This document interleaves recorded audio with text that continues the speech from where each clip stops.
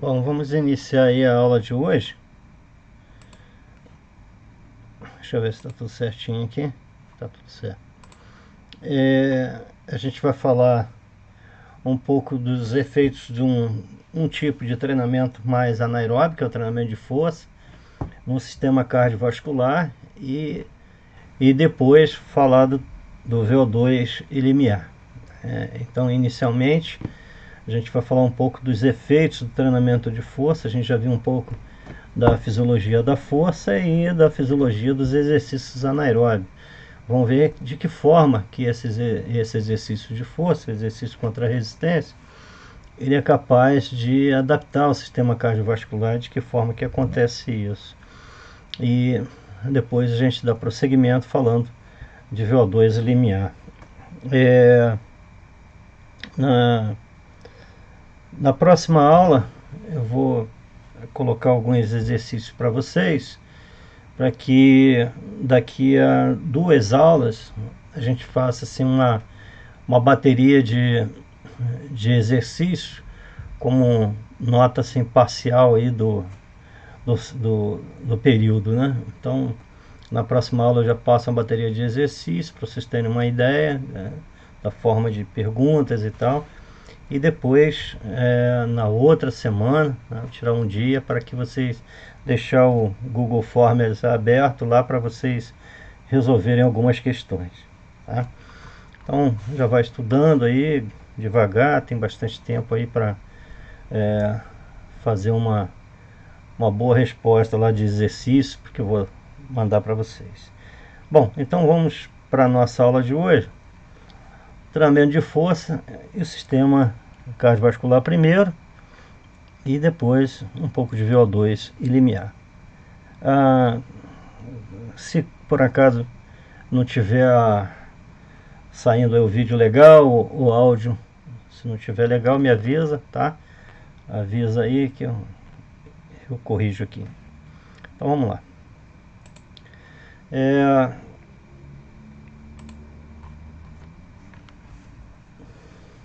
Para entender os efeitos do treinamento de força no sistema cardiovascular, é necessário da gente avaliar o que é o conceito de força funcional. A força funcional é aquela força útil nas ações de vida diária, né? Não é apenas uma força mecânica de você hipertrofiar ou ganhar força do bíceps ou do quadríceps, mas sim para as funções do dia a dia, do subir uma escada, enfim, de qualquer ação que você faça no dia a dia e possivelmente com esse treinamento de força com mais intensidade. Então, essas adaptações que o treinamento de força promove acabam gerando mudanças cardiovasculares que são importantes assim para a vida da pessoa, né? São adaptações que lá na frente melhoram a capacidade funcional no aspecto de toda ação que ele passa a fazer, que a pessoa passa a fazer no dia a dia, né? Especialmente quando se fala de idosos, né? Em sarcopenia, em dinapenia, acaba assim sendo relevante nessas ações do dia a dia. A sarcopenia é a redução da massa muscular e dinapenia é a perda funcional da força, né? Você reduzir a força com o envelhecimento. Então, de que forma o exercício de força, que é um exercício de predominância glicolítica, anaeróbia, pode modificar o sistema cardiovascular, especialmente no aspecto de sistema oxidativo, de sistema aeróbio. Para fazer normalmente treinos para melhora de sarcopenia, dinapenia ou para o sistema cardiovascular, nós dizemos que esse treinamento resistido, ele ou contra a resistência, ele deve ser progressivo. O que significa isso? Que a carga no decorrer do treinamento é aumentada, né? Quando a gente fala carga, a gente está levando em consideração o volume, a intensidade que o sujeito está fazendo, né? Não é simplesmente o peso que está sendo colocado. Então, a carga no sentido de volume e de intensidade, né? Em percentual, o valor que está sendo colocado é mais alto em percentual e também está, com o tempo, aumentando o número de séries e, consequentemente, o volume do treinamento. Por isso que o treino, geralmente, para esse fim, né, esse fim de saúde, de melhorar a dinapenia, a sarcopenia, é um treino progressivo resistido.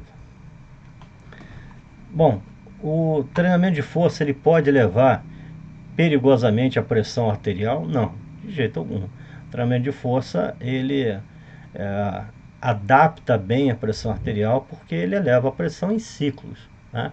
Não é como um exercício contínuo que a pressão pode ir elevando no decorrer do treinamento. A pressão eleva e quando você deixa o peso, descansa, a pressão arterial cai, assim como a frequência cardíaca acontece dessa forma também.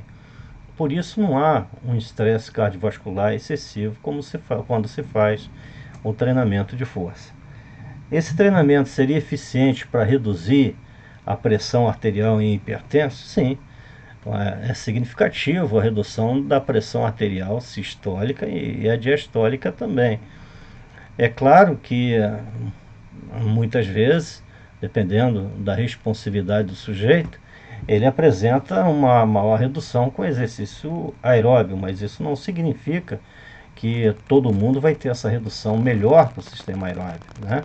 Com o exercício aeróbio. Você pode muito bem ter uma boa redução, e é o comum isso, com o exercício de força.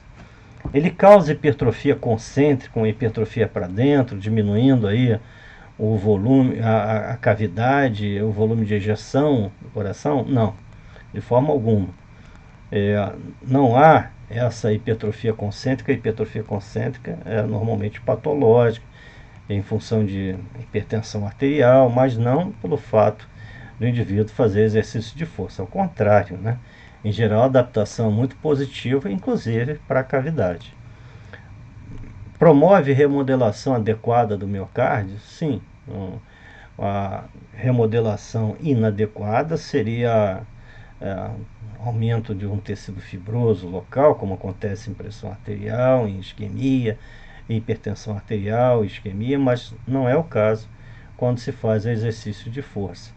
A gente tem o aumento de número de sarcômeros no sentido longitudinal, promovendo uma grande eficiência, uma eficácia do volume de ejeção. Então é muito positivo. As adaptações que acontecem durante o exercício. Aumenta levemente a pressão arterial diastólica, isso é muito favorável, no sentido do aumento do fluxo coronariano. E esse aumento se reflete também em ciclos, não há um estresse coronariano. Assim como há um aumento da PAS e da FC, fazendo o aumento do produto em ciclo. Então a necessidade de O2 do miocárdio durante o exercício de força não é uma constante progressiva de uma necessidade cada vez mais alta de O2, né, que a gente chama de MVO2, consumo de oxigênio no miocárdio. Ela acontece em ciclos por causa da forma de recuperação. Por isso que é muito interessante na reabilitação e no próprio retreinamento uma melhora, né, dessa função cardiovascular, dando ênfase a um período de recuperação mais prolongado. Depois, com o tempo, vai sendo encurtado. Não quer dizer que o indivíduo, para adaptar o sistema cardiovascular, vai fazer um exercício com baixíssima carga ou muitas repetições, né? Ao contrário, ele vai fazer as repetições normais que se faz no treinamento, 6, 8, 10, 12, 15 repetições, muitas vezes até fragmentando, em forma que a gente chama de cluster, dividindo aí a série e aumentando o tempo de recuperação. E isso é muito benéfico para o sistema cardiovascular. Após o exercício, o que acontece? O exercício resistido ele causa microlesões teciduais. Então a taxa metabólica pós-exercício ela é aumentada a beça. a gente tem, além de um EPOC, né, um EPOC é um consumo de oxigênio excessivo pós-exercício, por necessidades de adaptação dos sistemas, como, por exemplo, restauração de fosfocreatina, remoção de lactato, né? Acontece também uma necessidade aumentada de consumo de oxigênio para remodelagem do músculo, né? Você teve muitas microlesões com o exercício e pós-treino há um aumento desse gasto calórico, já que o consumo de oxigênio do miocárdio, o consumo de oxigênio do corpo, ele se relaciona muito bem ao gasto energético. Então, aumentando o consumo de oxigênio, cada 1 litro de oxigênio são 5 quilocalorias. Então, normalmente você tem um gasto calórico pós-exercício aumentado também. Aumenta a taxa metabólica de repouso, então, de 5 a 9% e às vezes até por 3 dias após uma única sessão de treinamento. Claro que isso tem uma redução progressiva, mas se torna importante para gasto energético, porque é um valor a mais que pós-esforço, que é levado para a recuperação tecidual. O produto PAS-FC, é o produto PAS, pressão arterial sistólica, vezes a frequência cardíaca. Se relaciona bem ao consumo de oxigênio do miocárdio. Então, num pós-exercício, há uma redução da pressão arterial sistólica, há uma redução da frequência cardíaca e, consequentemente, do produto e da necessidade de oxigênio do miocárdio. Então, para qualquer ação pós-exercício, um subir escada, um carregar objetos, né? Qualquer coisa que se faça no pós-exercício, você está com a necessidade do GO2 no miocárdio reduzida, máxima reduzida, né? Feita pelo exercício, reduzida. Então, isso aumenta muito a integridade cardiovascular, né? O risco de isquemia pós-exercício. Reduz, né? Professor. Oi, pode falar.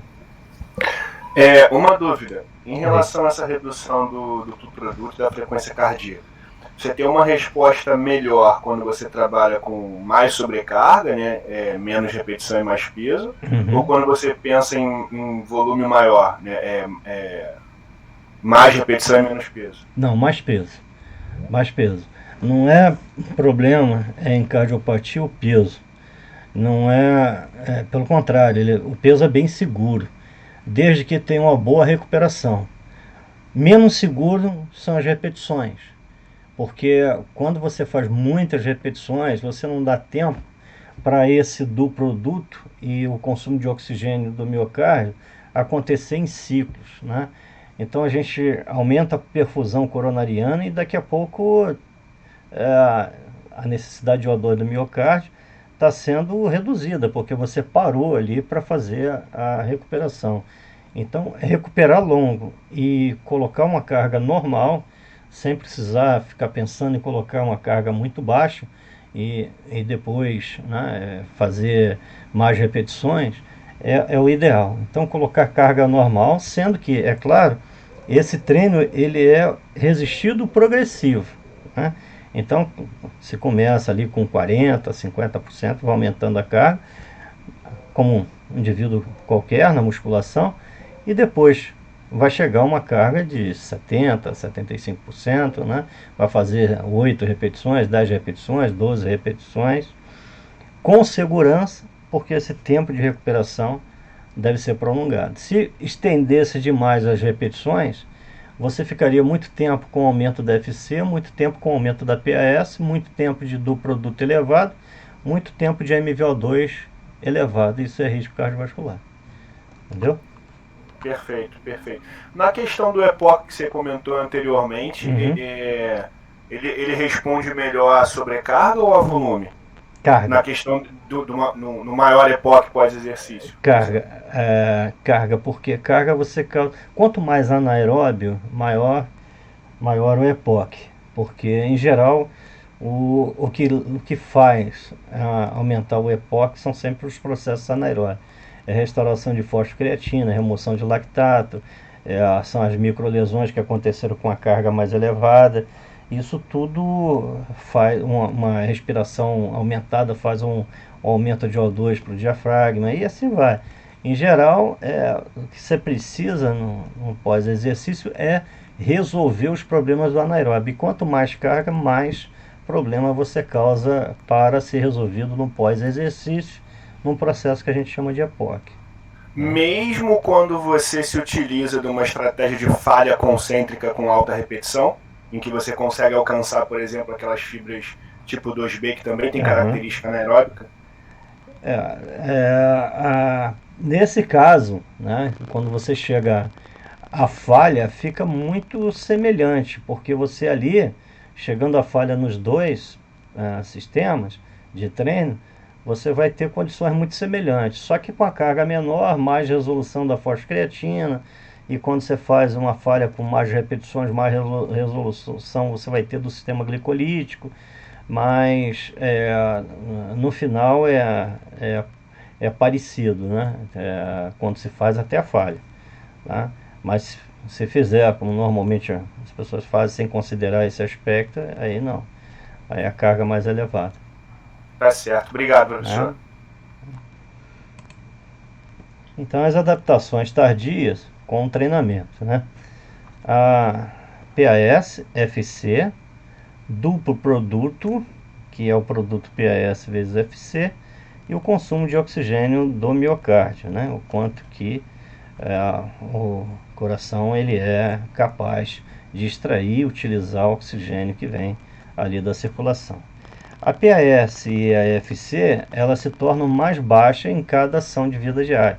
Então, uma pessoa quando faz treinamento de força, para arrastar uma geladeira, para subir uma escada, a PAS e a FC é mais baixa.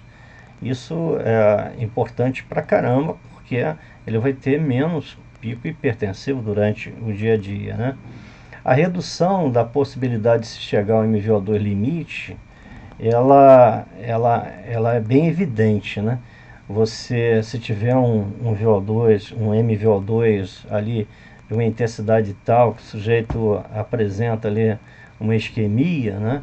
Baixando a PAS, baixando a FC, isso fica mais difícil de ser alcançado, mesmo nas ações do dia a dia. Então é muito importante nesse aspecto, porque cada vez mais fica difícil de chegar a um limiar isquêmico, né, no miocárdio.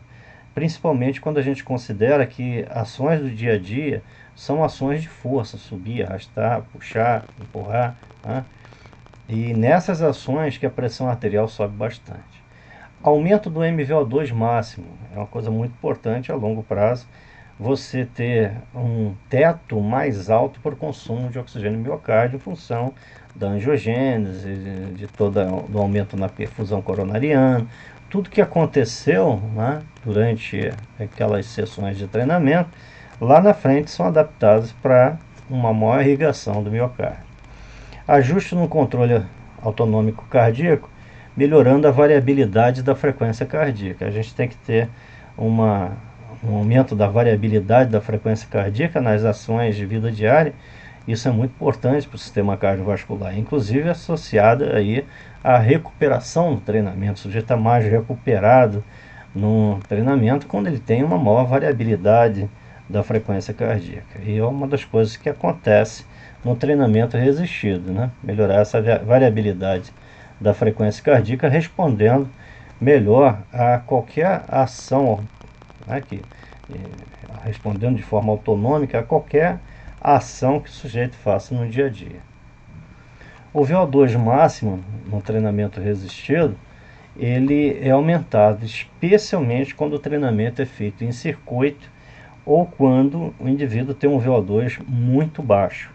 Então o VO2 de 25 ml normalmente tem uma melhor resposta, até 25 ml tem uma melhor resposta de adaptação cardiovascular.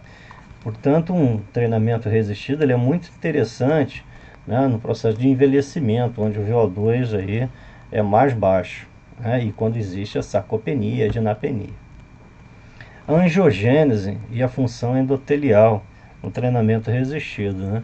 melhora a função endotelial, ou seja, uma melhor liberação de óxido nítrico, um aumento na vasodilatação, angiogênese, promovendo uma maior perfusão né, no leito vascular, atendendo mais ao oxigênio aos cardiomiócitos. Tudo é um efeito bem positivo do treinamento resistido, especialmente para a gente lembrar que no treinamento de força a gente tem um aumento, né, discreto ali da pressão arterial diastólica, e é exatamente nesse momento que o coração é irrigado, né, na diástole. Então isso é um efeito positivo do exercício resistido também. Melhora a função diastólica, né? O que seria essa função na hora que você vai ter um volume diastólico final, né? Você precisa dessa maior complacência, um maior enchimento da cavidade ventricular. Melhora a fração de ejeção, o retorno disso, né? O quanto é ejetado de sangue, a diferença ali no volume diastólico final, volume sistólico final, essa diferença é aumentada, tendo um volume de ejeção mais efetivo, isso é muito importante, e também um aumento do volume sistólico, volume de ejeção, e do débito cardíaco, quantidade de sangue injetado pelo coração em 1 minuto, né? Melhorando o débito cardíaco, você cria condições também favoráveis para o aumento do fluxo do VO2. Melhora também as citocinas inflamatórias, né?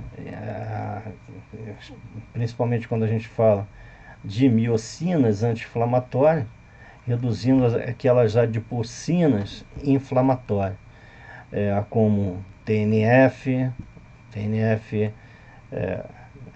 TNF-alfa, TNF-beta, né, que teriam relações aí com redução da sensibilidade insulínica.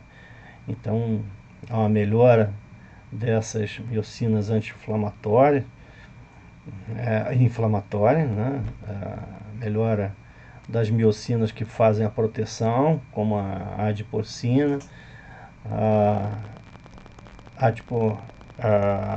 essas adipocinas que são favoráveis a melhor sensibilidade dos receptores da insulina, uma redução de TNF, uma redução de PCR, tudo isso favorável, interleucina 6, tudo favorável a uma melhor entrada de glicose para a célula, especialmente a célula muscular, retirando, né, essa glicose da circulação, favorecendo aí uma normoglicemia. Isso é bem favorável. O treinamento resistido também diminui a gordura visceral, reduz a hemoglobina glicada, aumenta a densidade de glúten, 4, e melhora a sensibilidade à insulina. Isso é favorável para uma redução da glicose sanguínea, né? Diminuindo principalmente o que a gente conhece como diabetes tipo 2, né? Incidência, porque quando a glicose está muito elevada, em função dos receptores não estarem funcionando adequadamente, a gente tem uma manutenção da glicose sanguínea no nível mais elevado. Então, para isso, o treinamento de força diminui essa hemoglobina glicada, melhora a densidade de glúten na membrana celular, colocando glicose no interior da célula, a sensibilidade insulínica. Então, até paciente com diabetes tipo 2, treinamento de força é muito importante.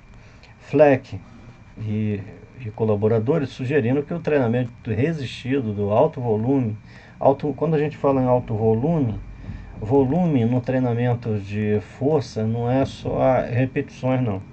Volume é a carga vezes repetições vezes série, né? Então, quando a gente fala assim em treinamento de alto volume, a gente está referindo a um aumento do produto final desse treino, né? Da carga total. O volume é muito relacionado à carga total. Então, quanto mais você aumenta o volume, ou seja, o número de séries, né, a carga que está sendo feita, ou até as repetições em intensidade, esses treinos eles podem ser mais eficazes na resistência insulínica e tolerância à glicose.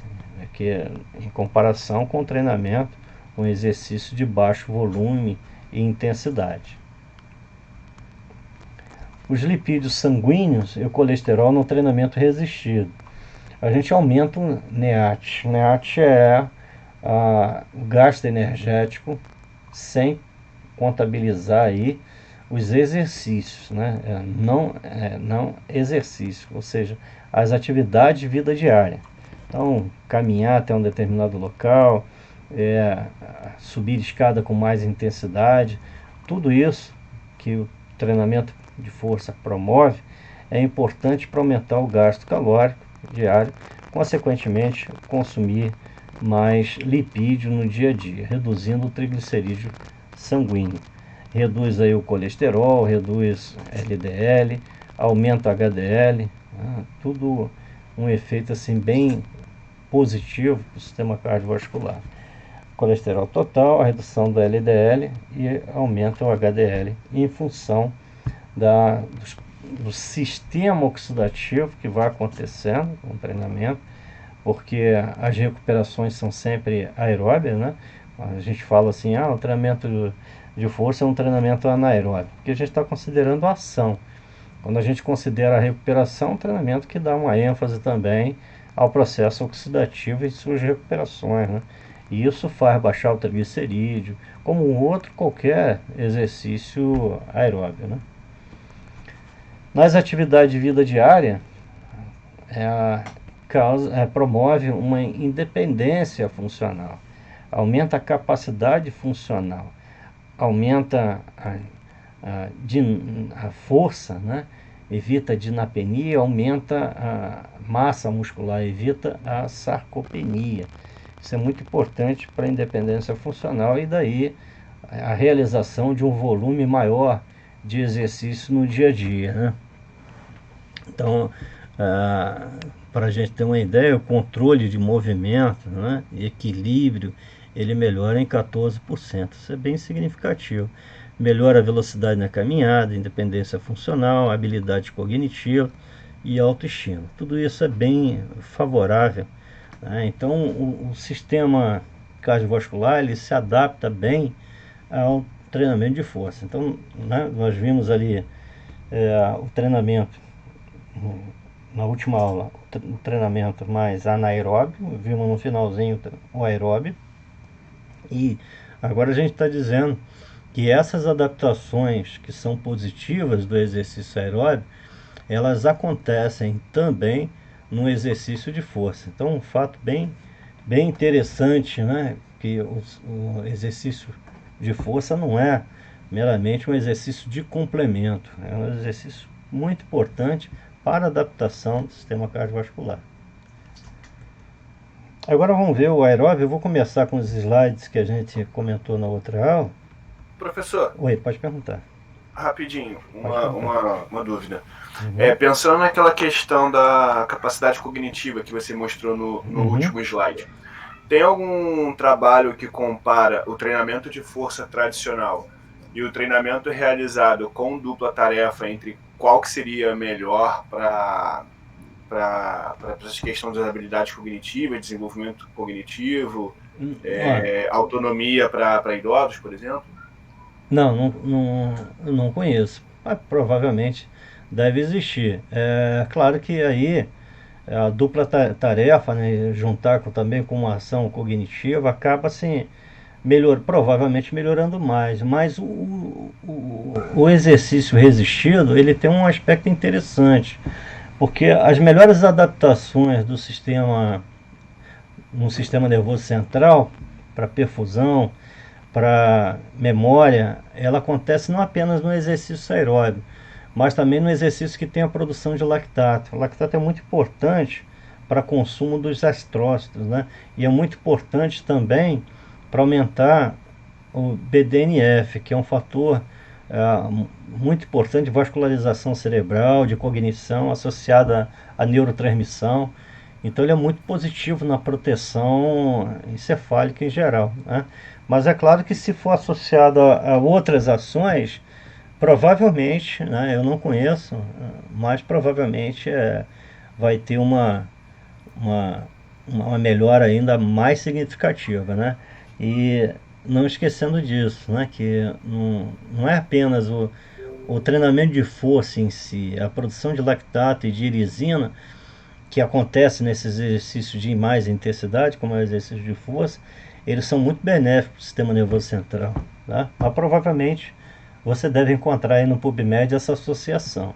No treinamento de força é por causa disso, né?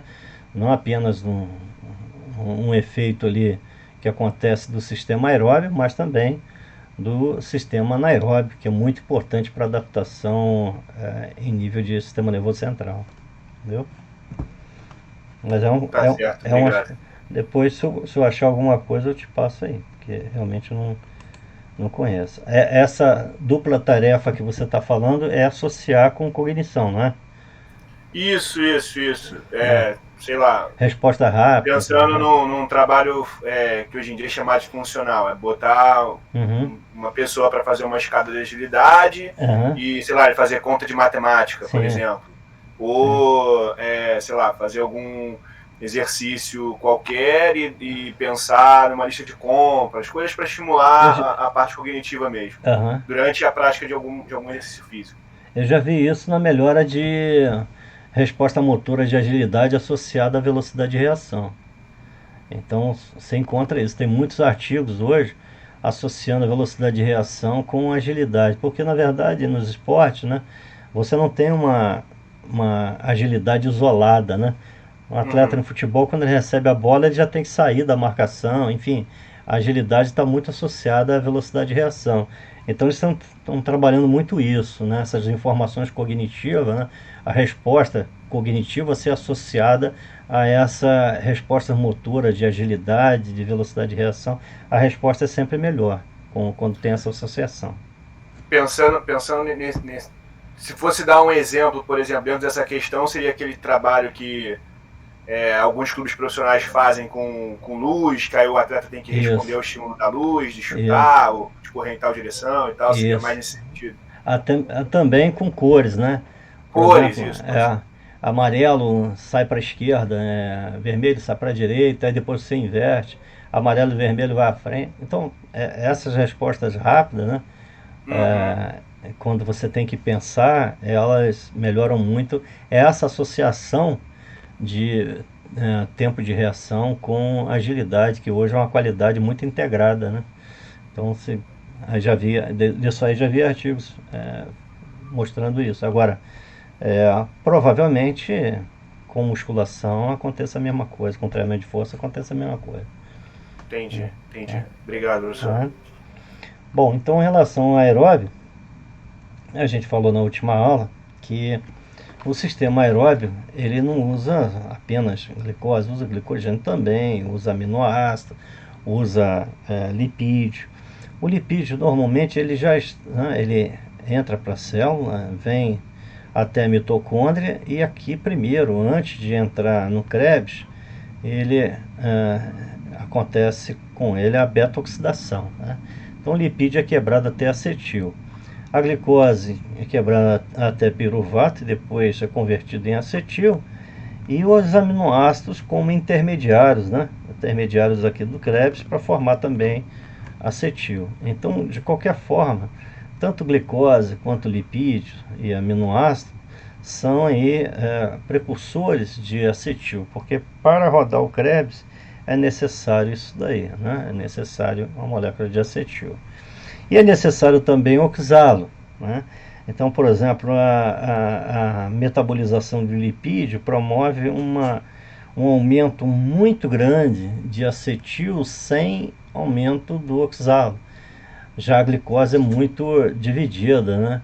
Então, quando acontece isso, a gente diz que o lipídio queima numa chama de glicídio, ou seja, para você metabolizar o lipídio, é necessário ter oxalo a partir de glicose, né? Porque é possível isso aqui também, né? Você ter oxalo a partir da glicose. Então, para poder juntar acetil com oxalo e formar ácido cítrico e rodar o Krebs, é necessário a gente ter acetil e oxalo, né? Por isso que se fala muito em o lipídio queima numa chama de glicídio, né? poder dar ênfase aí a essa metabolização. Então, portanto, né, é muito importante a gente refletir numa coisa. Dificilmente você usa um nutriente sozinho, né?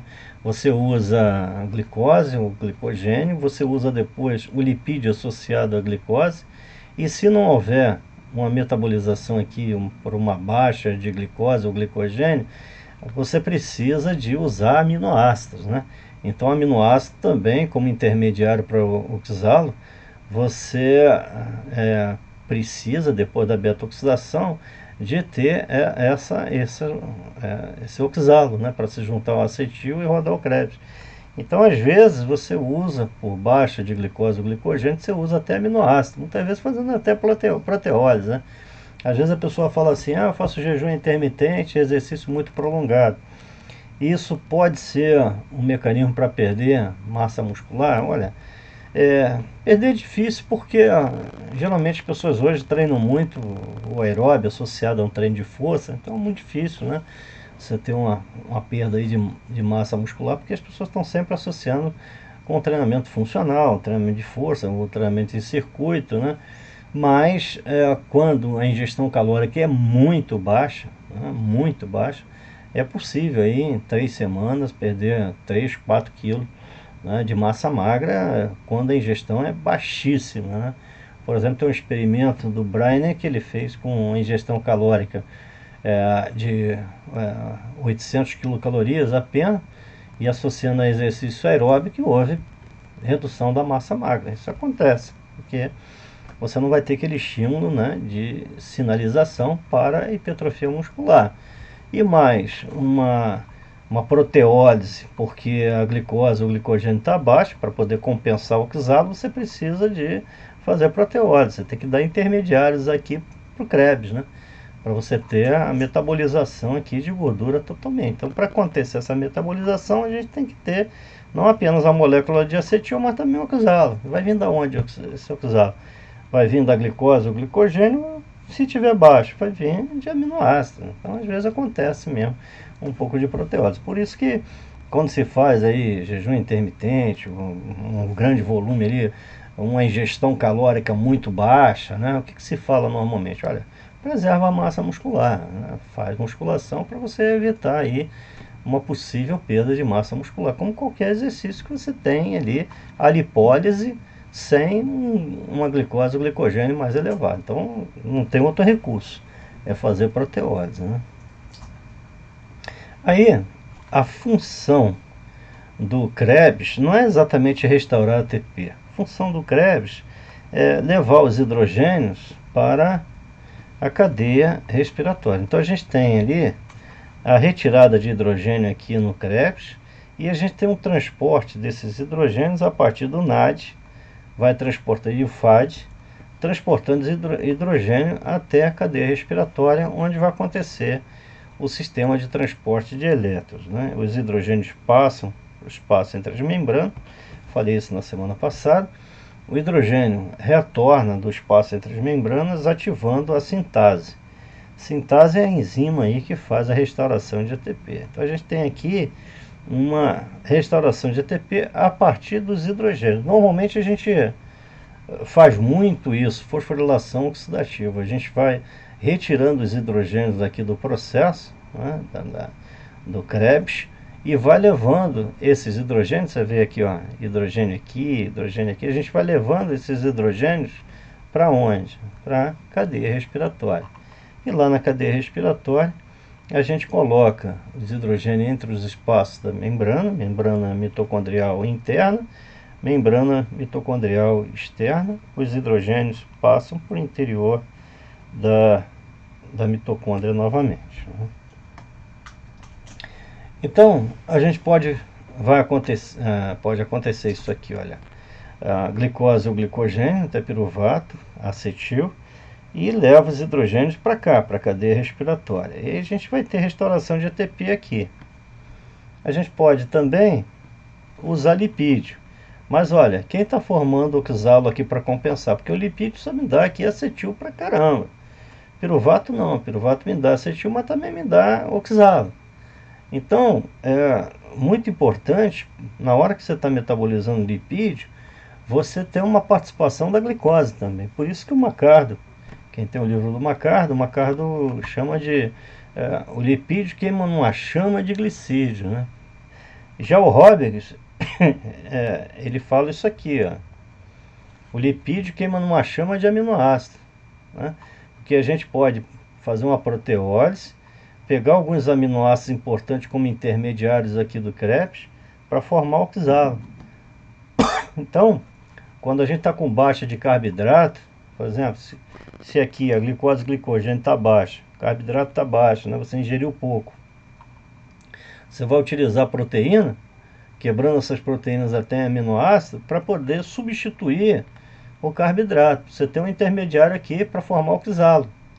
Já que o lipídio, quando cai aqui na mitocôndria, quando é quebrado aqui na mitocôndria e cai aqui no Krebs, ele tem possibilidade de fazer muitas moléculas de acetil, mas tem que ter o precursor aqui, ó, tem que ter o oxalo, né, para se juntar ao lipídio, o acetil, né, que veio do lipídio. Então você precisa ter essa junção aqui. Por isso que é muito importante a gente ter uma atenção com a alimentação de 3 em 3 horas, tá sempre evitando aí uma proteólise, né, para aqueles que queiram assim preservar, que é o comum, preservar a massa muscular, né? Professor, Oi, pode falar.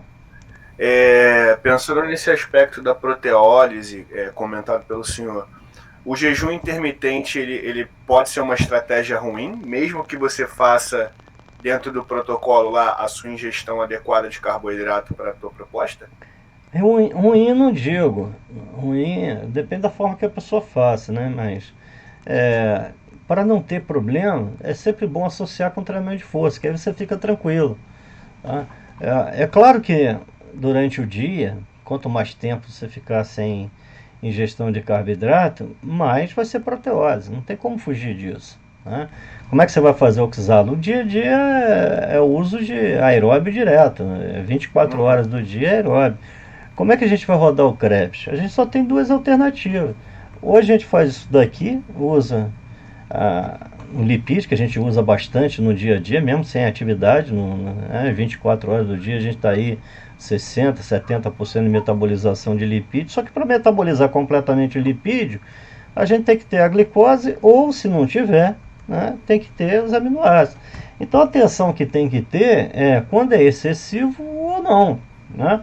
Então é possível uma pessoa fazer jejum intermitente sem perder massa muscular? Mas de que forma que ela deve valorizar o treinamento de força, né? Para ter a certeza que não vai ter. Porque se esse tempo vai aumentando, e se, por exemplo, se faz aí 4, 5, 6 vezes de jejum intermitente, normalmente faz menos, né? 3 vezes, né?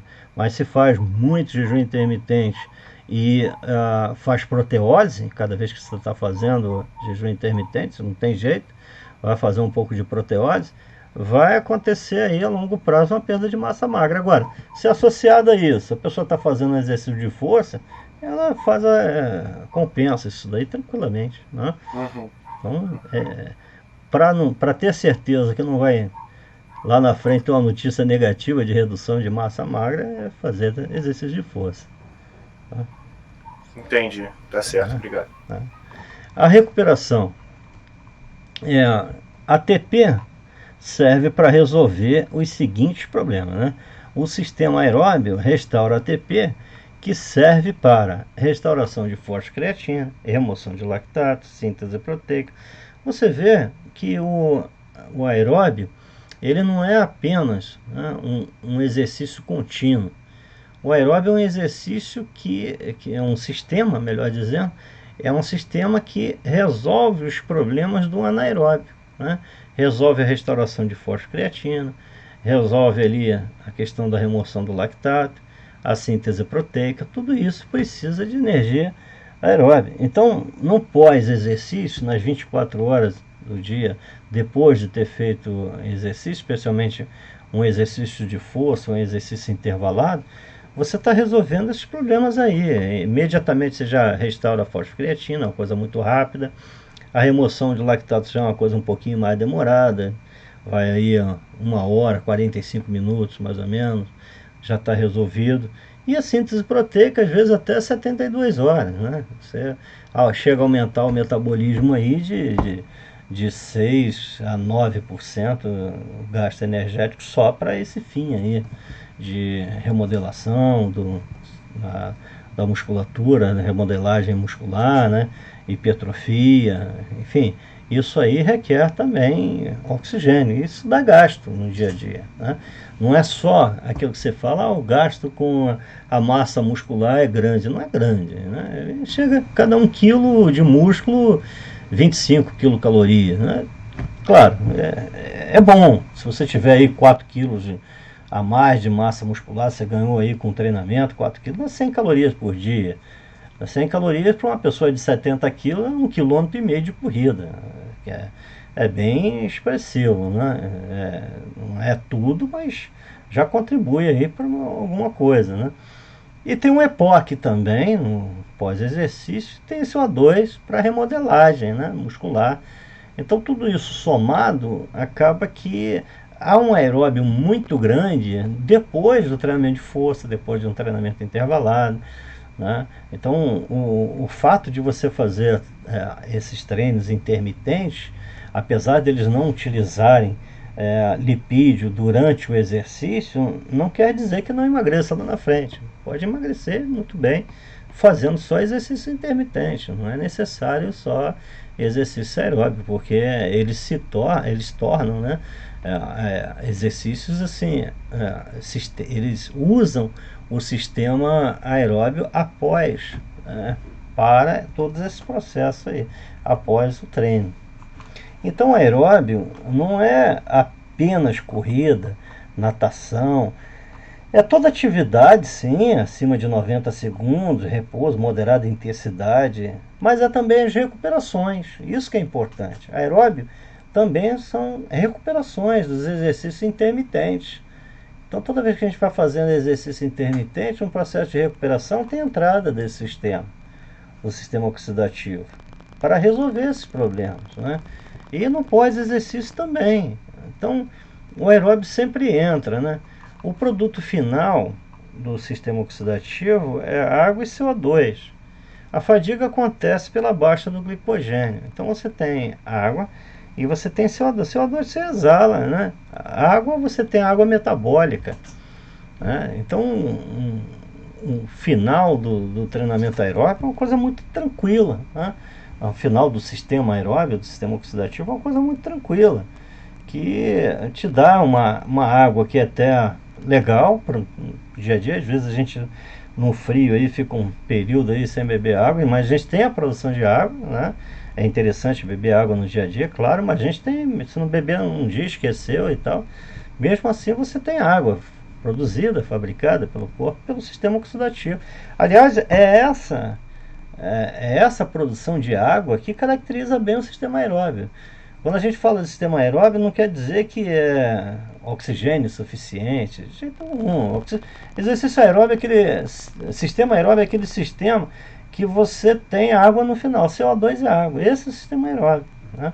Não é um exercício que tem um oxigênio suficiente. Todo exercício tem oxigênio suficiente. Dificilmente a gente tem uma condição anaeróbia real, né? Não sei por obstrução, por outros fatores aí, mas normalmente a gente tem uma condição aeróbia muito boa, né? No dia a dia, uma adaptação, né? do dia a dia do aeróbio bem tranquilo. E esse aeróbio é formar CO2 e água no final. Qualquer exercício, ou na ação ou na recuperação, faz isso aí. E VO2? O que é VO2? VO2 tem tudo a ver com aeróbio. VO2 é o consumo de oxigênio que efetivamente ocorre em nível mitocondrial, né? Então, se você computar todas as mitocôndrias do corpo, quanto está consumindo de oxigênio, restaurando o ATP, isso aí é o VO2. Todo o consumo de oxigênio, né, que você consegue fazer, dependente da capilarização, dependente do número de mitocôndrias. Então, quanto mais você consome oxigênio, mais alto o seu VO2, o consumo máximo de oxigênio que o sujeito tem, né?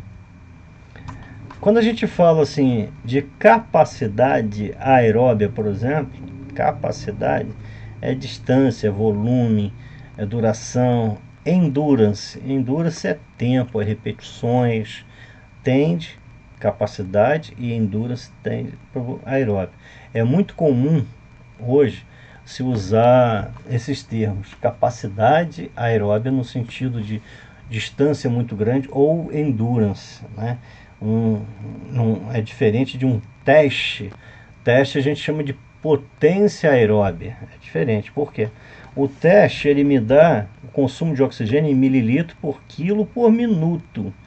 E a potência é o trabalho dividido pelo tempo, né? Então, a gente chama de teste de potência aeróbia, mesmo um teste, por exemplo, de Cooper de 12 minutos, né? É um teste que estima a potência aeróbica do sujeito. E resistência a gente chama de peso, carga, né?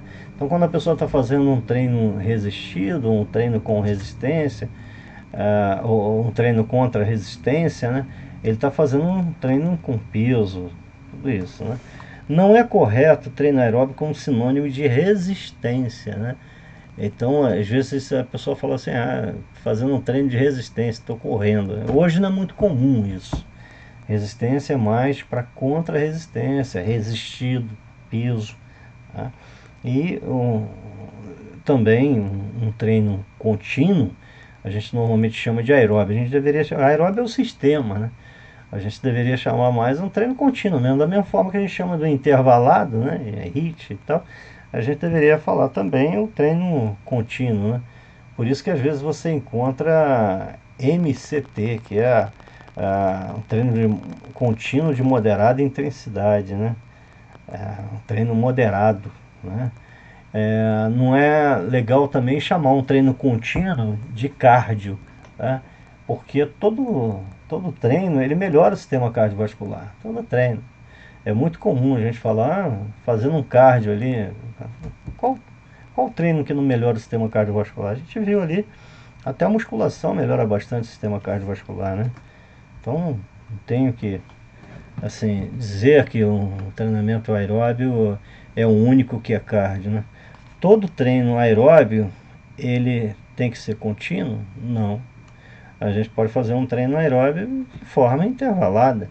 Só que você vai melhorar o aeróbio nas recuperações, na remoção do lactato, nas recuperações. Até o HIIT ele se torna aeróbio com o tempo. É um treino para melhorar também o sistema aeróbio. O treino aeróbio, acredito, né? É um treino contínuo, né? Então, mas não é o único para melhorar o sistema. Os intervalados, a musculação, o circuito também melhora o sistema aeróbio. E o intervalado, ele também se torna um treino aeróbio. Por quê? Pelas constantes recuperações. Toda recuperação é aeróbia. Então chamar um treino de cardio, né? Porque o treino é contínuo, como se a meta ali fosse só aumentar a frequência cardíaca, controlar através da frequência, aí eu vou chamar de cardio, não é apesar de ser comum isso aí nas academias, não é um termo assim mais correto para se dizer. Você está fazendo um treino contínuo, você está fazendo um treino intervalado, todos melhoram a condição cardiovascular, inclusive treinamento de força, né?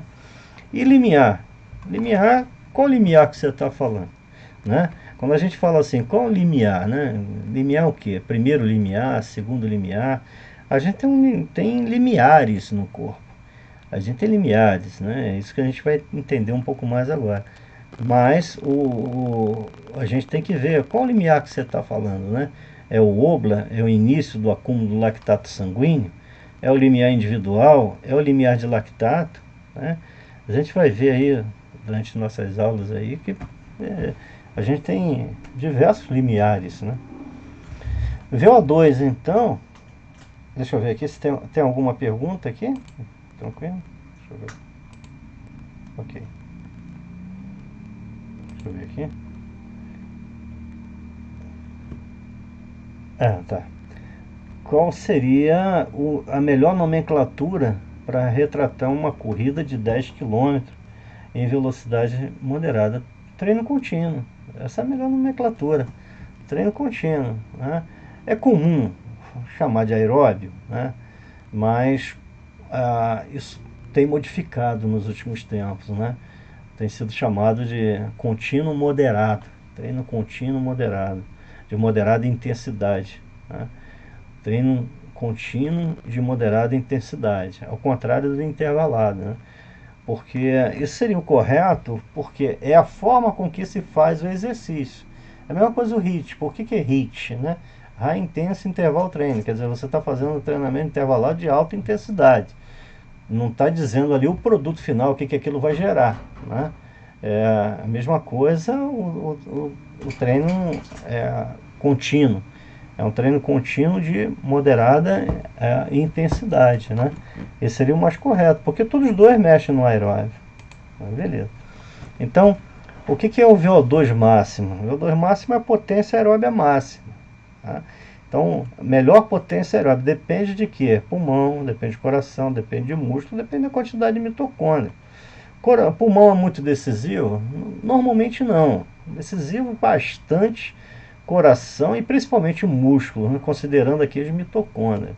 Isso é decisivo pra caramba. Em geral, a gente ainda tem uma condição pulmonar ainda favorável ali, quando a gente está perto do máxima intensidade de um exercício, a gente ainda tem uma condição pulmonar bem possível de atingir uma intensidade maior. Mas coração e músculo ali já está chegando ao final, né, da sua capacidade. Então, são fatores... São fatores que limitam demais aqui o treinamento, é coração e músculo, né? Fatores que limitam muito. O transporte de oxigênio na circulação também.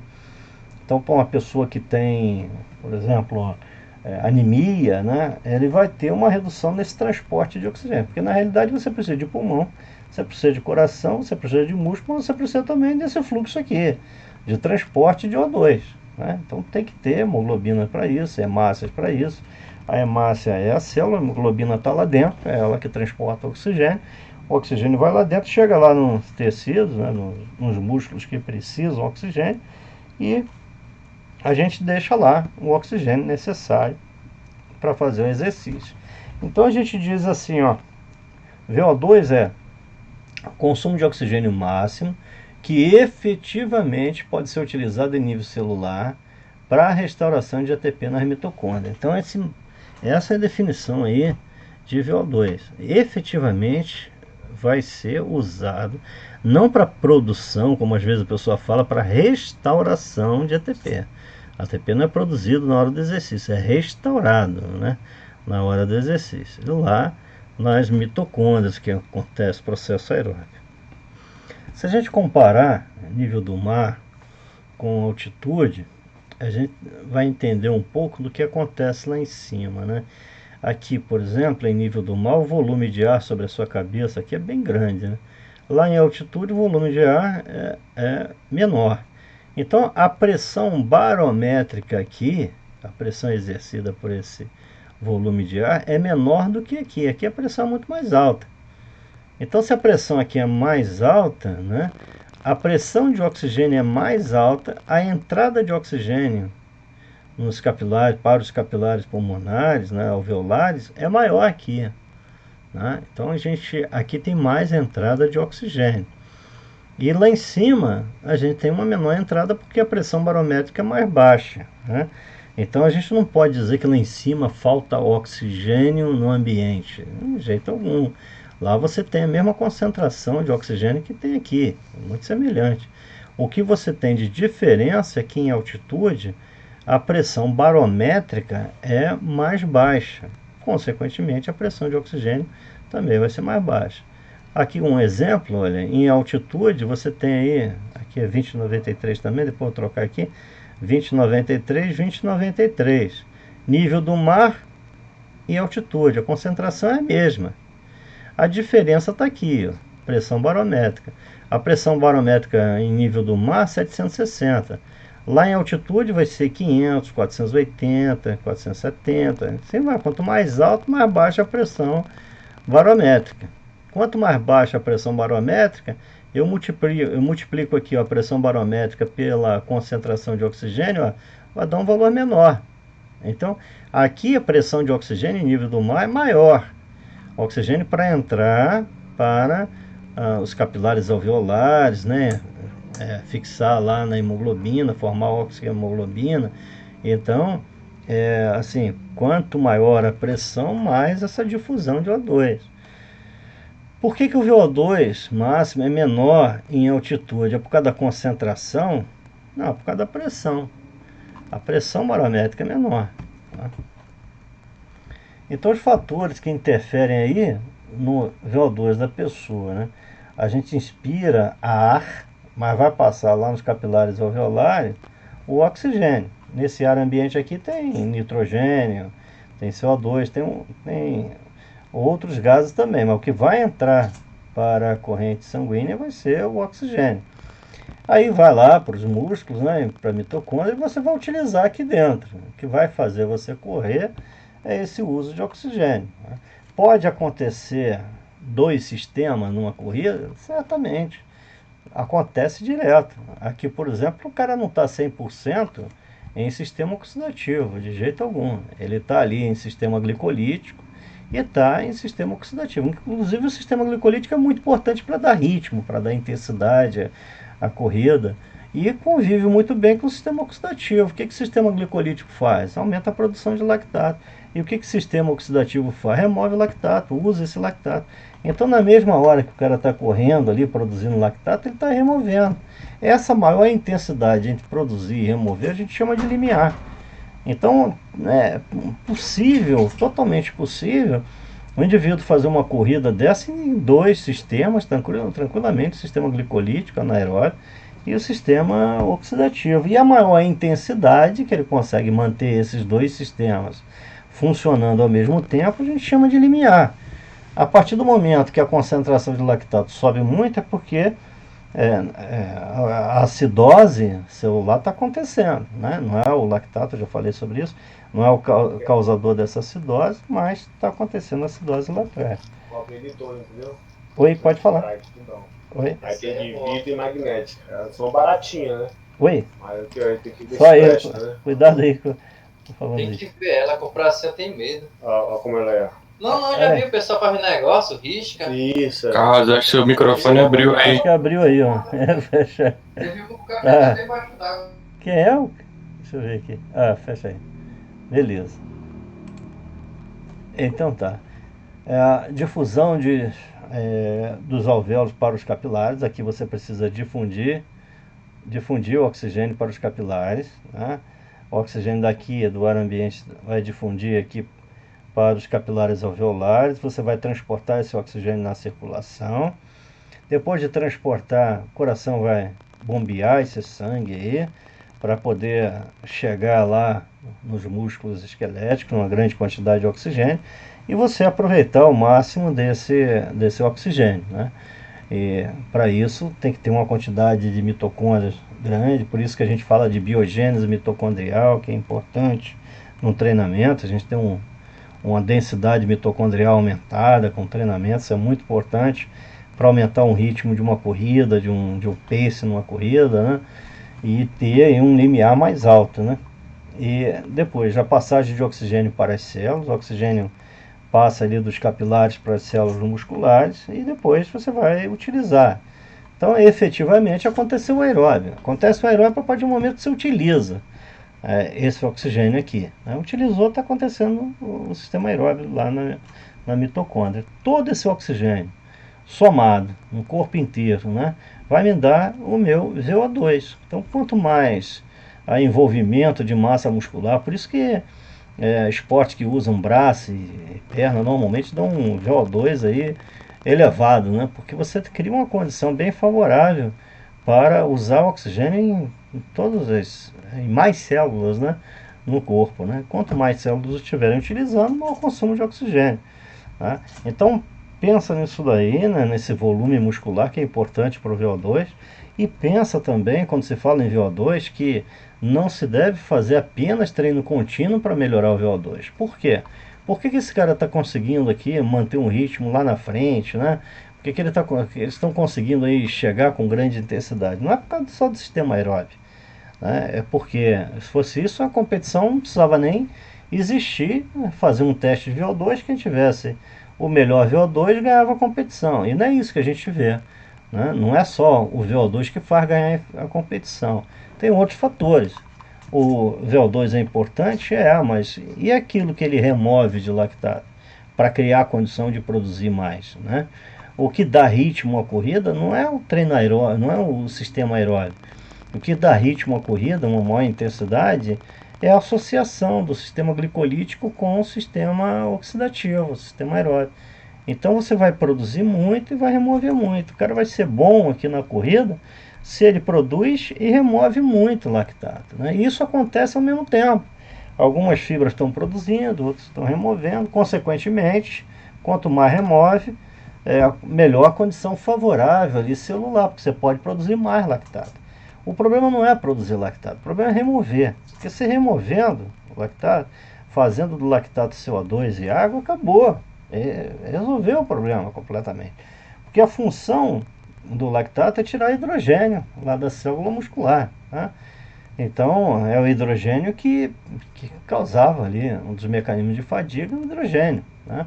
Então, para poder melhorar isso daí, para você tirar o hidrogênio da célula muscular, você tem que ter uma grande remoção, né? É por isso que é muito importante acrescentar treinos intervalados também. Tem uma grande pesquisadora francesa, Véronique Billard, que ela, até o site dela tem todos os artigos dela, Véronique Billard, muito interessante.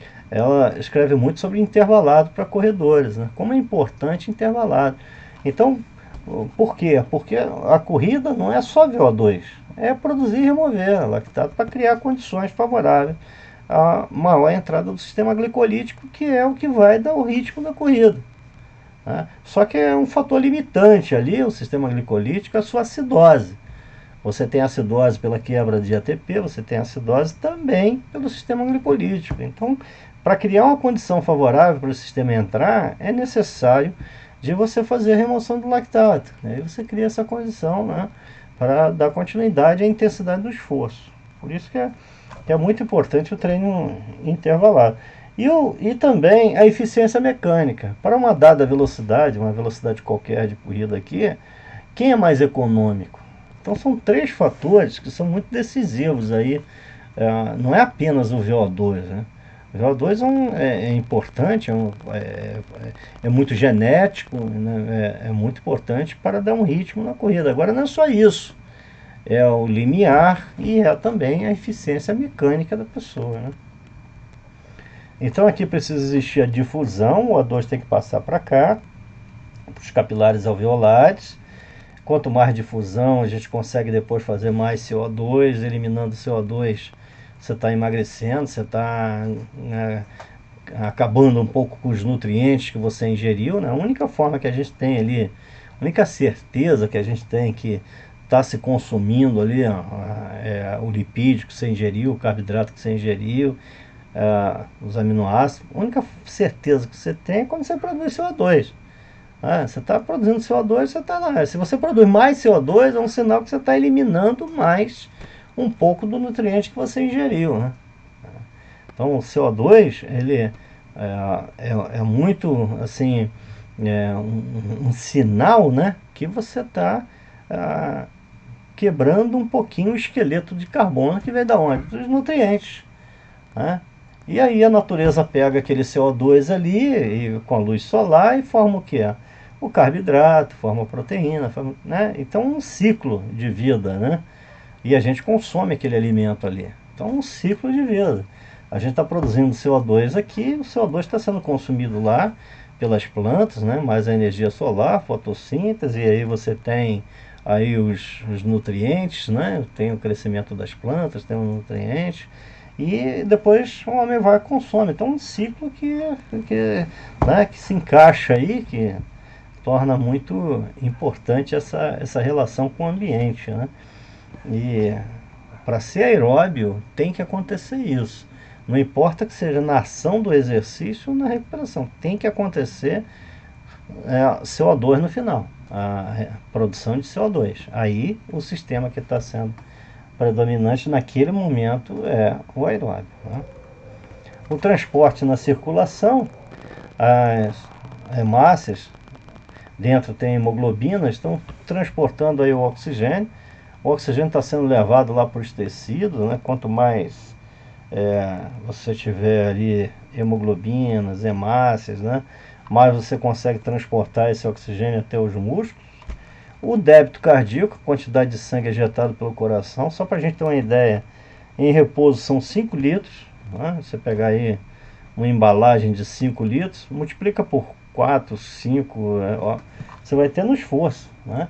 Então a pessoa pode ter ali 15, 20, 25, 35 litros de sangue ejetado pelo coração em 1 minuto, que é coisa pra caramba. São quase 2 garrafões lá, aquele grandão de água que bota lá no bebedouro, né? É sangue pra caramba ejetado pelo coração em 1 minuto, né? Então a gente tem ali em média 5 litros de sangue no corpo, imagina, né? Em 1 minuto você faz circular aí 6 vezes aquele mesmo sangue, 7 vezes. Então é um trabalho cardiovascular incrível no exercício quando você está perto ali do VO2 máximo, né? Aí depois você tem o oxigênio passando ali para as células, ele vai ficar na mioglobina ou vai direto para as mitocôndrias, né? O oxigênio que vai para a mioglobina daqui a pouco é usado, porque a gente tem um estoque de oxigênio intracelular, ou então a gente tem aqui um uso direto do oxigênio nas mitocôndrias, né? Então a gente tem aqui na mioglobina ou você tem aqui direto nas mitocôndrias, né? E de qualquer jeito, por exemplo, quando você faz um exercício intermitente, você usa muito oxigênio daqui, das mioglobinas. Quando faz um contínuo, você já usa direto daqui. Mas é um contínuo, à medida que vai baixando aqui, você vai dando oxigênio para cá também, né? É um contínuo tudo isso aqui, né? E aí, você tem mitocôndrias subsarcolemais e mitocôndrias mais internas, intermiofibrilares. Essas mitocôndrias internas aqui, intermiofibrilares, elas são muito importantes durante o exercício, muito. Essas subsarcolemais, elas são importantes pra caramba na despolarização da célula, na restauração de ATP aqui para fazer a bomba de sódio e potássio, a remoção do lactato. Agora, essas internas aqui, elas são muito importantes na continuidade do esforço, né? Especialmente nesses exercícios intermitentes.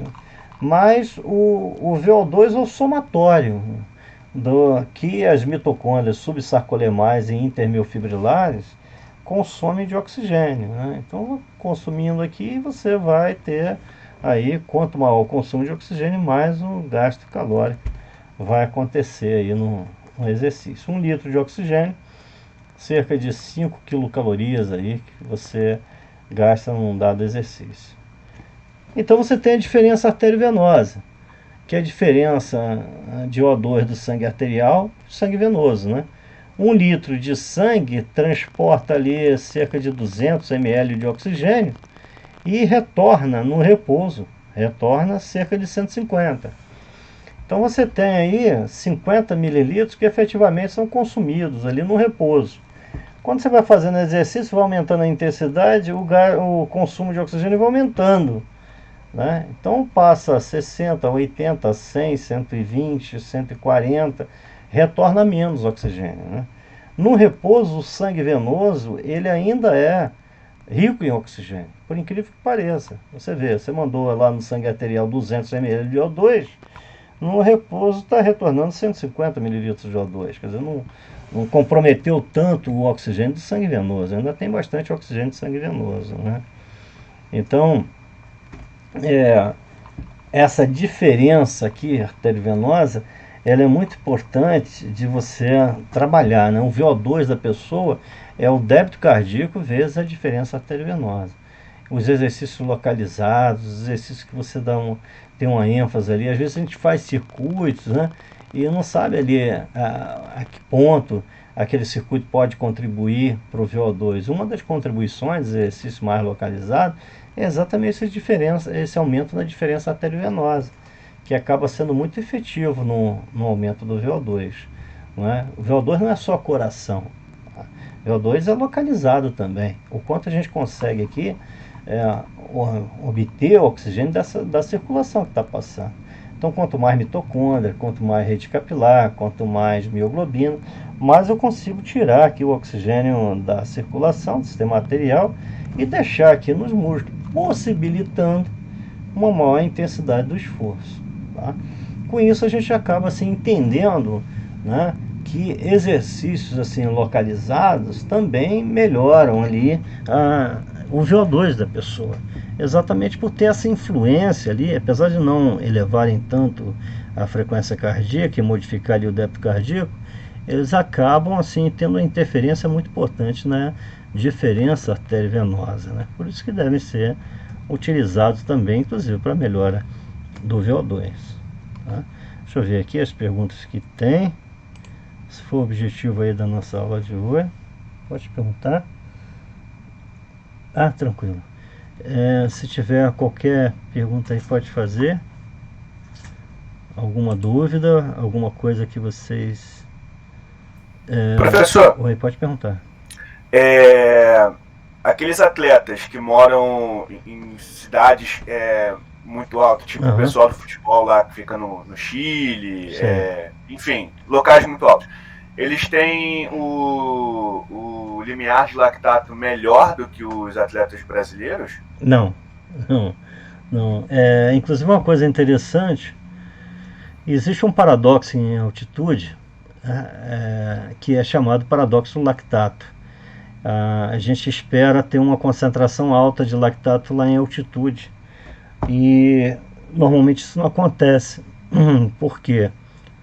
Porque a produção de lactato não depende só da disponibilidade de oxigênio, depende das catecolaminas. Em altitude, normalmente, a liberação de catecolaminas é reduzida, né? E aí interfere na produção de lactato, né? Então, isso é um fator que faz assim a gente não ter lá em cima um limiar tão preciso ou uma concentração de lactato tão alta assim para fazer essa adaptação. Além disso, né, ele tem que fazer um ajuste quando desce, quando vai para competir em nível do mar. Por quê? Quando ele compete em nível do mar, é mais fácil, né, ele desidrata mais rápido e tem uma grande concentração de hemácias, né? Então acaba dificultando o fluxo sanguíneo muscular, né? Então a gente tem uma dificuldade para, quando mora em altitude e desce, para fazer a perfusão sanguínea. Eu me lembro que teve uma Copa do Mundo que estava muito em evidência, né? Acho que foi em 94, uma seleção, se não me engano, a Colômbia. Antigamente eles jogavam muito nas competições regionais. Hoje praticamente a América Latina toda vai para a Europa, mas antigamente não era assim. Então eles tinham uma boa adaptação à altitude e acho que foi a Colômbia, foi jogar contra a seleção brasileira lá, foi bem pra caramba, a Bolívia também. Aí quando uma dessas seleções, não me lembro se foi a Bolívia ou a Colômbia, veio jogar aqui no Brasil, os fisiologistas brasileiros, né, da seleção, escolheram o pior local para eles, né, que era a Amazônia, né? Tavam, a desidratação ia perder muito líquido ali, o calor estava imenso naquele momento. Eles viram um local que tinha assim um calor naquele dia muito grande. Então marcaram o jogo para lá e a equipe que vinha bem, a equipe acho que foi a Bolívia, vinha muito bem na competição. Quando chegou aqui, a perfusão foi reduzida, porque você desidrata muito, né? Transpira bastante, e eles têm uma quantidade de hemácia muito grande, então a perfusão foi reduzida e eles perderam assim assim, tiveram muita dificuldade aqui jogando no calor. Então depende muito, né? Se o cara está lá em cima e vem e faz a adaptação aqui, ok, ele consegue assim ter um VO2 normal e um limiar normal, mas precisa adaptar, né? Precisa, da mesma forma que a gente quando sobe tem que adaptar também. Isso não quer dizer que ele vai ter um VO2 maior lá na frente, ou um limiar melhor não. Mas aí no caso, especificamente dessa questão das catecolaminas, que eu fiquei curioso, ela se dá na altitude, justamente por causa da pressão? É a pressão atmosférica menor que faz com que o teu corpo libere menos catecolaminas? À medida que o dia vai passando, a gente vai diminuindo a produção de catecolaminas, né? Inclusive, às vezes a pessoa pensa assim, a bola está mais lenta. Não é só a bola está mais rápida, né? Não é que a bola está mais rápida, assim, porque as nossas reações são mais lentas em altitude, né? Porque você tem uma baixa de O2 no sistema nervoso central também, né? E aí a resposta neuromotora também é reduzida. E neuroquímica também, né? E através dos hormônios também. Alguns hormônios, principalmente as catecolaminas, são reduzidos aí em exposição à altitude, né? Então, passando o dia, a gente tem uma produção de lactato menor. Você encontra isso em paradoxo do lactato. Por que paradoxo, né? Paradoxo é aquele acontecimento que é diferente do que a gente esperava, né? O que esperava em altitude, né? Esperava uma concentração de lactato absurda, né? Aí, quando fizeram os primeiros experimentos para ver a concentração de lactato lá em cima, decepção. A concentração de lactato era baixa, abaixo do que se esperava, né? Aí foi chamado de paradoxo do lactato. Tem muitos artigos sobre isso, é bem legal o tema. Interessante. Aproveitando, e essa questão da adaptação, mas aí seria do caso do atleta que vai jogar lá na altitude ou o oposto? Até vão ter uma pergunta essa aqui. Essa adaptação ela teria que ser de quanto tempo, mais ou menos? Porque às vezes os jogos de futebol, por exemplo, eles não têm uma semana de diferença assim, às vezes são alguns dias, né? Eu vou até responder isso aqui, que é uma pergunta que foi colocada aqui. Eu trabalhei em altitude, trabalhei na seleção peruana, fisiologista da seleção peruana, então trabalhei bastante em altitude. Você precisa, até 1.500 metros, ok, não tem muito o que fazer. Mas acima de 1.500 metros, dá mais ou menos 100 metros, um dia, 100 metros. Então, por exemplo, 2.000 metros, você precisaria 5 dias. 2.500 metros, 10 dias. Mas como isso é impossível, né? Não tem como você deixar as equipes lá. Na década de 70 isso foi até possível com a seleção brasileira, mas hoje em dia isso é impossível. O cara tem que voltar a jogar na Europa de novo. Então o que se faz? O que a gente usava muito na seleção peruana é explorar a fase branca. O que é isso? A gente ficava, por exemplo, em Guayaquil. Porque eu falo da seleção peruana porque a gente tem a impressão que no Peru todos os jogadores são de altitude. Não são. Eles são de maioria de Lima. Então tem um ou outro de altitude, mas muito pouco, né? Inclusive na equipe titular nem tinha. Então era tudo de Lima, tudo nível do mar. Então, para a gente jogar contra Equador, Colômbia e tal, a gente ficava, por exemplo, na cidade mais baixa, e em cima da hora a gente ia. Porque a gente pegava a fase branca. A fase branca é aquela fase que seu rim ainda não excreta tanto bicarbonato. Então você consegue neutralizar a acidose com mais facilidade. Aquela acidose metabólica que poderia acontecer, ela é neutralizada. Então a sugestão que a gente sempre fez, né, é usar essa fase branca, que é até 4 horas da chegada à altitude, 4, 5 horas, quando você chega em altitude, você ainda tem uma capacidade de tamponar muito boa. Então a gente explora muito isso, de chegar em cima da hora mesmo. Eu não gosto de chegar um dia antes. Não gosto 2 dias antes, chegar em cima da hora mesmo. Faltando aí, você fica, por exemplo, vai para Quito, aí fica em Guayaquil, aí fica lá embaixo esperando, quando 1h da tarde, o jogo é 5, 1h vai. Aí chegou lá, só dá tempo para ir direto para o estádio, né? Então, coisa rápida, né? Então você tem resultados muito melhores do que quando você fica se expondo à altitude. Aí começa a baixar as catecolaminas, começa a ter os problemas do bicarbonato, vai sendo eliminado, tá? E essa pergunta que o Cleison fez aqui, ó, o tempo de adaptação é esse, 1.500 metros, tá? Ok, sem problema. E depois, a partir de 1.500 metros, fazer isso, deixa eu só, 1.500 metros, é fazer isso, 100 metros, né, um dia, tá?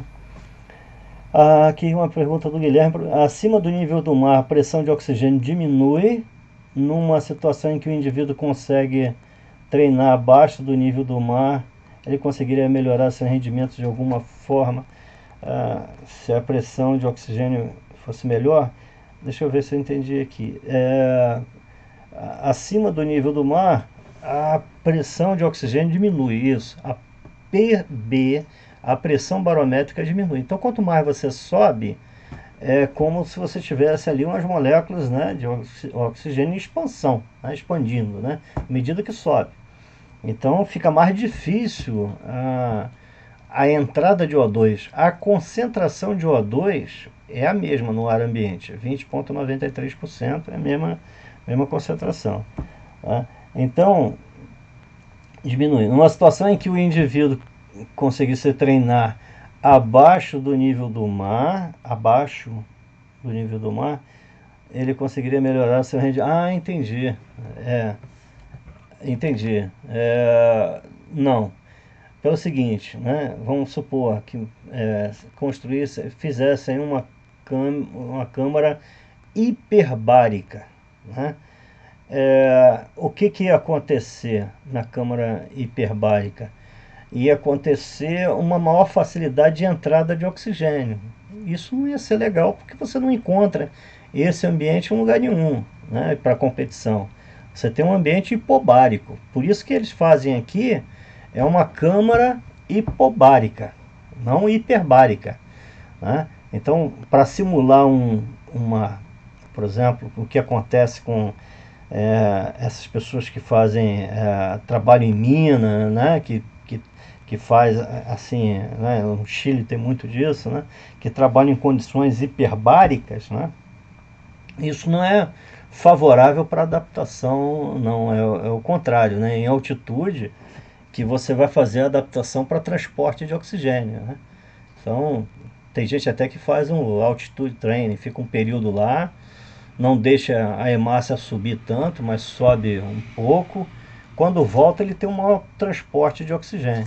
Tá? Então, condição hiperbárica para melhorar em qualquer ambiente não tem, não. Tem condição hipobárica. O que existe em condição hiperbárica é agudo.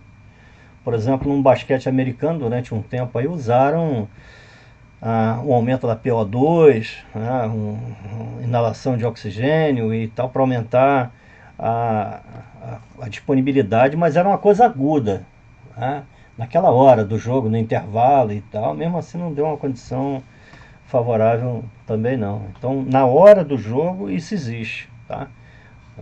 Condição hiperbárica, até tratamento de queimadura, se faz isso e tal. Deixa eu ver aqui do Pedro. Pode deixar escrito o nome da pesquisa que você mencionou dos intervalos para os corredores, sim. Não é só pesquisa não, é um site, Veronique Bilar. Muito legal, tá? Veronique Bilar. Ela é fisiologista, ela foi corredora e é a maior pesquisadora do mundo, com maratonista, meio fundo. Sensacional o site dela, tem todos os artigos que ela escreveu até hoje disponível, de graça lá, tá? Então, muito legal, Veronique Bilar. Quem gosta aí de corrida de fundo, todo treinamento aí, muito legal, tudo que ela experimentou. Ela tem uma teoria sobre os quenianos, né? Bem legal, tá bom? Vocês podem colocar aí o nome de vocês aí para eu colocar lá na presença, vai colocando aí o nome de vocês, aqui, alguns já tem aqui, tá? Mas pode ir colocando o nome aí para eu dar presença aí. Valeu, gente. A próxima aí. Semana que vem eu... Isso, vai colocando o nome. Semana que vem eu vou colocar alguns exercícios também. E aí, depois na outra semana a gente faz aí uma bateria de exercícios. Valeu. Professor. Só para dúvida. Claro. O senhor mandou a aula da semana passada? Fiz o quê? O senhor chegou a mandar o e-mail com a aula da semana passada? Mandei, não recebeu não? Não, então, vou dar uma conferida aqui, eu confesso que eu não lembro, assim, eu estava enrolado com outra matéria, Aí eu acabei nem conferindo o e-mail antes de entrar hoje, mas eu vou dar uma conferida. Qualquer coisa eu falo com o senhor lá pelo Instagram, sem problema. Tá bom. O Pedro tá ok, tá? Pode deixar que eu boto lá a presença. Pedro, tá? Beleza. Pedro Henrique, tá? Beleza aí. Valeu, gente. Uma boa Tchau, noite aí pra professor. Bom vocês. fim de Tá, semana. Até valeu. semana que vem. Valeu.